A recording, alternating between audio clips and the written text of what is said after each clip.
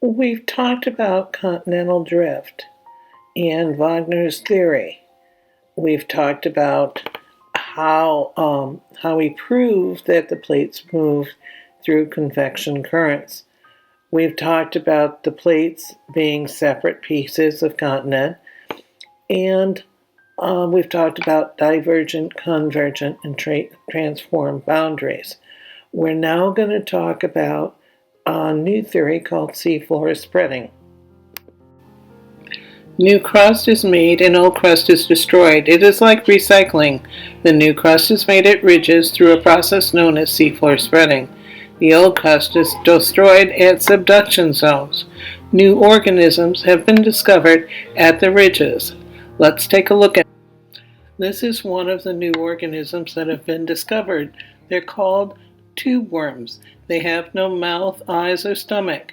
Their survival depends on a symbiotic, which means that they have to get along with another organism relationship with the billions of bacteria that live inside of them. These bacteria convert the chemicals that shoot out from the volcanoes. This particular organism is one of the few organisms that do not need sunlight to survive. How did scientists discover these new organisms and other geological features on the ocean floor? They used a process called sonar. They mapped the entire ocean floor and discovered the following things. So what is sonar? Sonar is a device that bounces sound waves off underwater objects and then records the echo of these sound waves. The time it takes for the echo to arrive indicates the distance to the object. Seafloor spreading is important because it helps us to understand the theory of plate tectonics. It is a process that occurs at the mid-oceanic ridge. Mid-oceanic ridges are underwater mountain range. They're in the Pacific and also the Atlantic Oceans. It is here where new ocean crust is formed through volcanic activity and gradually moves away from the ridge and gets destroyed at a subduction zone. Mid-oceanic ridges are the longest chain of mountains in the world. They're at divergent plate boundaries. Remember that divergent means that the plates spread apart. If you follow the red line on the map, you will see the mid-oceanic ridge. Divergent plate boundaries are when plates move away from each other. The idea of seafloor spreading began with a professor of geology at Princeton University in the 60s. He played a key role in the development of plate tectonics. Past served in World War II.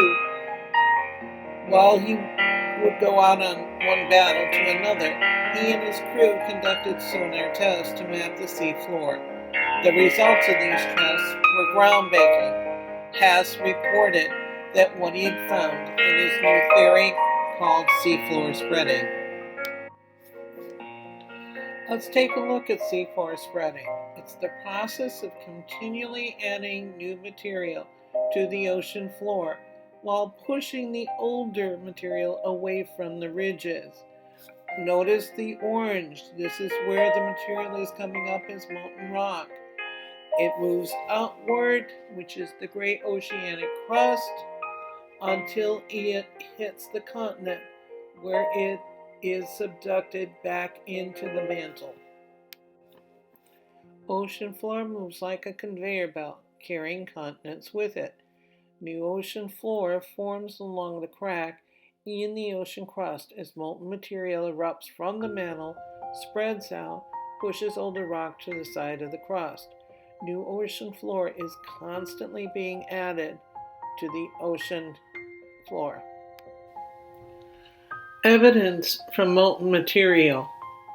John Hess had, for his theory, he had 3 different pieces of evidence. His first piece of evidence was from molten material. Rocks shaped like pillows, they're called rock pillows, showed that molten material has erupted again and again from the cracks along the mid-oceanic ridge and cooled quickly. That was his first piece of evidence. His second piece of evidence came from the magnetic strips. Rocks that made up the ocean floor lie in a pattern of magnetized strips, which hold a record of the reversal in the Earth's magnetic field. There was a third piece of evidence that Hess used. In this picture, you can see the reversal of the magnetic fields. In picture A is a period of normal magnetism, but in picture B, it shows how it reverses. Notice how the cross keeps moving outward. In 3, you're back to normal magnetic fields. Again, this is what they discovered, a reversal in the magnetic fields, which showed that this happened during different periods of Earth's history. The third piece of evidence came from drilling samples. They were core samples from the ocean's floor that showed the older rocks were found further away from the ridge and that the younger rocks were near the center of the ridge, suggesting that the ridge or that new crust was developing from or at the ridge, and older crust was moving away. That leaves us with one more problem. Think about it. If new crust is always being created, then the Earth must be getting larger, but it isn't. So something has to be happening to the crust. And that's the second part. That's where subduction occurs. At subduction zones, there's a process by which the ocean floor sinks beneath a deep oceanic trench and back into the mantle, allowing that part of the ocean floor to sink back into the mantle and melt.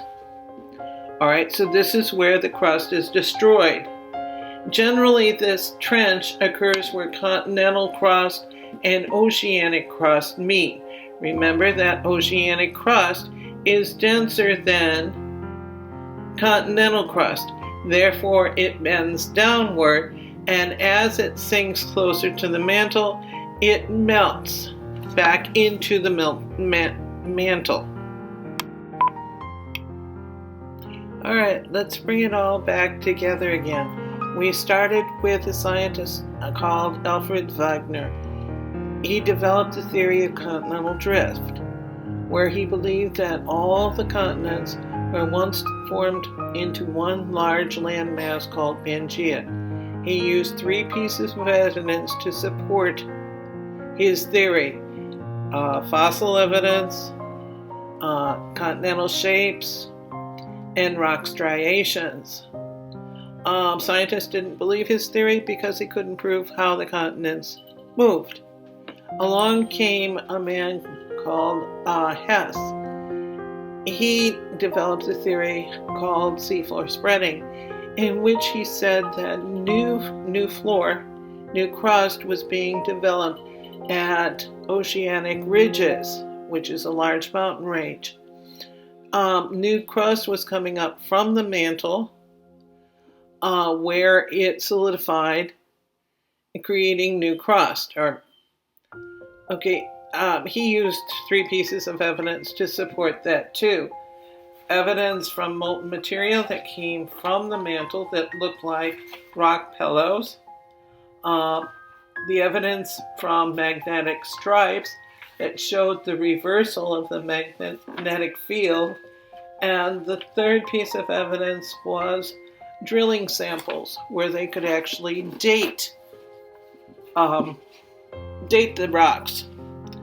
So now, between continental drift and seafloor spreading theories, the plate tectonics theory was developed that put everything back together.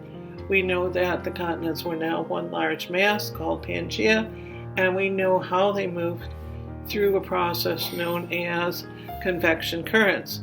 We also know that new crust is always being developed and old crust is always being destroyed.